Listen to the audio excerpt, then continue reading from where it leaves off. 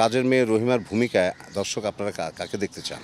GPU box দিয়ে আমরা একটা পত্রিকায় বিজ্ঞাপন দিয়েছিলাম। তার মধ্যে 95% ভোট আসলো শাবানা ম্যাডাম। 5% মধ্যে ববিতা ম্যাডামও ছিল। সেই বিউটি কুইন শাবানা যদি আমি সেটা কাজের বিউটি রহিমা হইতে পারবে না। ওই যে ওনার ইমাজিনেশনে যে গানগুলো আছে, এই গানগুলোতে আমি পুরা গ্ল্যামারটা দিয়ে দিছি। গৃহ পরিচারিকাদের উপর অত্যাচার অনাচার, এদেরকে টর্চার করা, এদের চুল কেটে দেওয়া, খুন্তা দিয়ে পিঠ পোড়ায়া দেওয়া, এইগুলি হর হামেশা কেন জানি তখন খুব বেশি হচ্ছিল আর কি।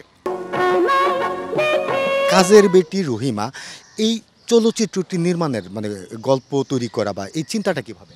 যে কোনো মেকারের, আমি না, যে কোনো মেকারেরই একটা ছবি অনেক বেশি সাফল্য হলে তখন সে মেকার কনফিউজ হয়ে যায়। আমিও কনফিউজ হয়ে গেলাম, ভাইজানের পর আর কি বানাবো, আর কি গল্প পেতে পারি। গল্প নাই, গল্প নাই, গল্প নাই। 1 মাস 2 মাস 3 মাস জসিম ভাই একদিন বলে, কী হলো, গল্প টল্প দেখো, ছবি তো একটা বানাইতে হবে, প্রোডাকশন তো বসে রাখা যাবে না। তো কী গল্প নেবো ভাই আমি বুঝতেছি না। দেখো চিন্তা ভাবনা করো, একটু ঝন্টুর সাথে কথাবার্তা বলো। তো ঝন্টু ভাইয়ের কাছে দেখা হলে বলি, কি ভাই একটু গল্প টল্প দেন না। আমার কাছে এখন কোনো গল্প নাই রে, দেখ একটু আইডিয়াটা এটা বাইর কর। যেসব ঝন্টু ভাই যেভাবে কথা বলে আর কি। তা আমি তখন ওই পেপার খুলে দেখা যেত গৃহ পরিচারিকাদের উপর অত্যাচার অনাচার, এদেরকে টর্চার করা, এদের চুল কেটে দেওয়া, খুন্তা দিয়ে পিঠ পোড়ায়া দেওয়া। তো এইগুলি হর হামেশা কেন জানি তখন খুব বেশি হচ্ছিল আর কি। তো হঠাৎ করে মাথায় আসলো যে কাজের বিটি রহিমা নামে যদি একটা ছবি বানাই কেমন হবে। জসিম ভাইকে নামটা আমি বললাম যে ভাই এরকম একটা ছবি বানালে নামটা যেন কেমন কেমন লাগে, কাজের বিটি রহিমা। না, নামটা কিন্তু ক্যাচি আছে, আর ছবি গল্পটা যদি বানাইতে পারে কিন্তু চলবে ভালো। কি আইডিয়াটা কি? আমি যে মারামারি পিটাপিটি খুন্তাটা চলবে, তুমি একটু ঝন্টুর সাথে বসো। আবার ঝন্টু ভাইয়ের কাছে গেলাম, ঝন্টু ভাইয়ের বললাম যে এইভাবে যদি হয়, বলে যে আচ্ছা দেখি দেখি বলে 15 দিন নাই, খবর নাই ঝন্টু ভাইয়ের। পরে কী করলাম, একদিন গেলাম, গিয়ে দেখি বাসার মধ্যে এত বড় তালা ঝন্টু ভাইয়ের। ব্যাগ অ্যান্ড ব্যাগে সে চলে গেছে তার শ্বশুর বাড়িতে, ব্রাহ্মণবাড়িয়া। আমি একটু সোজা ওখান থেকে আর অফিসে ব্যাক না করে কমলাপুর গেটের টিকিট কেটে চলে গেছি ব্রাহ্মণবাড়িয়া। গিয়ে দেখি উঠানের মধ্যে ক্রামবোর্ড খেলতেছে শ্বশুর বাড়ির। আমার দেখে বলে, তুই এখানে? আপনি আমার তো বিপদে ফেলায় আসছেন, আপনি আমার গল্প দিবেন, আমি একটা আইডিয়া দিলাম, একটা লাইন আপ তো দিয়ে আসবেন অ্যাটলিস্ট, কিছুই দিলেন না আপনি। এখন তো আমার উপর জসিম ভাই খাবার, জসিম ভাই বলতেছি কী হলো, প্রোডাকশন বসায় রাখবো। পরে ঠিক আছে, আসলে ভালো হয়েছে, কাপড় চাপড় নিয়ে আসবেন, কিন্তু আমি এক কাপড়ে চলে আসছি, অসুবিধা নেই, আমার ছোটো ভাইয়ের লুঙ্গি টুঙ্গি আছে, এগুলি পর গল্প এখান থেকে বানায় নেব। এখানে বসে কাজের বিটি রহিমা গল্পটা তৈরি করি। অ্যান্ড তৈরি করার পরে আসলাম ঢাকা, ব্যাক করলাম, জসিম ভাইয়ের গল্পটা শোনাইলাম, ফার্স্ট ক্লাস, ঠিক আছে। শাবানা ম্যাডামের কাছে গেলাম, ওনাকে শোনালাম, দুপুরে ভাত খেলাম ওনার বাসায়। আপনি কি আসলে শাবানাকে বেস করেই আসলে ভাবছিলেন নাকি অন্য কোনো নায়িকা চিন্তায় ছিল? না, ইনফ্যাক্ট ওইটার আগে সরি ভুলে গেছি, এটার আগে একটা জিনিস করেছিলাম, সেটা হচ্ছে জিপিও বক্স দিয়ে আমরা একটা পত্রিকায় বিজ্ঞাপন দিয়েছিলাম যে কাজের মেয়ে রহিমা, তখন কাজের বেটি ছিল না, ছিল কাজের মেয়ে রহিমার ভূমিকায় দর্শক আপনারা কাকে দেখতে চান। তার মধ্যে 95% ভোট আসলো শাবানা ম্যাডামের।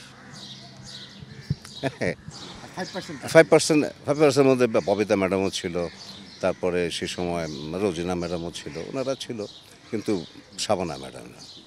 তো আমাদের জসিম ভাই বললো যে কানে কানে বললো, দেখো এটা কিন্তু বুঝতে দিও না, জানতে দিও না।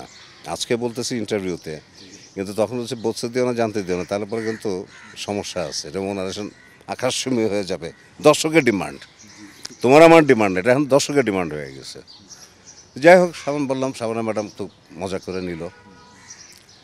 এরপরে যখন মেকআপে আসলো, এর মধ্যে আমার টেনশন হলো যে কাজের বিউটি রহিমা, যেহেতু শাবানা ম্যাডাম হচ্ছে বিউটি কুইন শাবানা, সেই বিউটি কুইন শাবানা যদি আমি সেটা কাজের বিউটি রহিমা হইতে পারবে না, কিছুটা তো রিয়েলিস্টিক ফর্মে যেতে হবে। তো তৎকালীন মহিউদ্দিন ফারুক সাহেব ছিলেন আমার আর্ট ডাইরেক্টর, নিশ্চয় ছিলেন মহিউদ্দিন ফারুক। ফারুকের সাথে কথা বলেন, ফারুক বলে যে তুমি সাবজেক্টকে লাভ করো, তুমি সাবজেক্টের প্রেমে পড়ো, সাবজেক্ট কী চায় তুমি সেটা করো। তখন আমি আমাদের জামান সাহেব ছিল লাহোরের নন বেঙ্গলি ছিল মেকআপ আর্টিস্ট। তো জামান ভাইরে বললাম, জামান ভাই ম্যাডামকে ডাল করতে হবে। তাই আমি বললাম যে ম্যাডাম আপনাকে তো ডাল করবো আমি। ম্যাডাম বলতাম না, আপা বলতাম, আপা আপনাকে ডাল করবো। তো তোমার খুশি, তুমি ডিরেক্টর, তোমার যা খুশি তুমি, আমি তোমার আর্টিস্ট, তুমি কি আমাকে যেভাবে সাজাবো আমি সেভাবেই সাজবো। পুরো ডাল মেকআপটা করে নিয়ে বললো সেটে চলেন। সেটে গিয়ে অরুণদার সামনে বললাম, অরুণদা ঠাস করে চেয়ারে বসে গেল। হায় হায় রায়হান, বিউটি কুইন শাবানারে তুমি যে তামাটে মেকআপটা দিলা, এটা তো রিস্ক হয়ে যাবে। দর্শক যদি একবার হুট করে ফেলে এই ছবি রিস্ক হয়ে যাবে। আমি একটু কনফিউজ হয়ে তো আবার বললাম যে না দাদা, ওকে দেখি দেখি কাজ করতে থাকি। এই শুটিং স্টার্ট করলাম।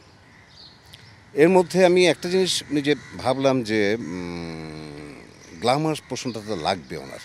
তো গ্ল্যামার পোর্শনটা কখন দেখাইতে পারি? ওই যে ওনার ইমাজিনেশনে যে গানগুলো আছে, এই গানগুলোতে আমি পুরা গ্ল্যামারটা দিয়ে দিছি। ছবি রিলিজ হবে হচ্ছে কোরবানি ঈদে। এর মধ্যে আহমেদ জামান চৌধুরী বলল যে আমার সাথে আবার দেখা হলো।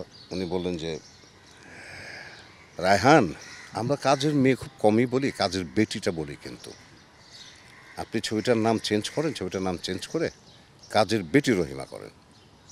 তো বোর্ডে পাশ হয়ে গেল। এসব জেমসকে জানালাম, জসিম ভাই, গুই ভাই, আমান ভাই, আর বাকি যারা ছিল বলে যে হ্যাঁ ঠিক আছে, কাজের বেটি রহিমা।